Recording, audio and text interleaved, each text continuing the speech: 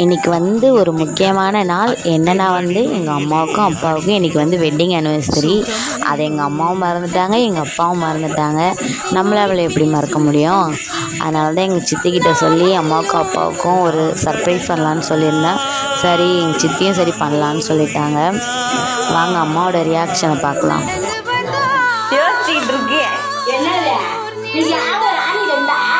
இன்னைக்கு வந்து உங்க கல்யாண நாளே. அப்புறம்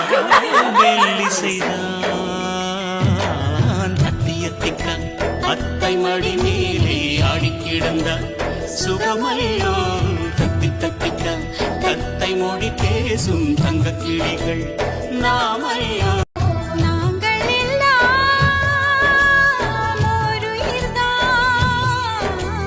நடந்து வந்தார்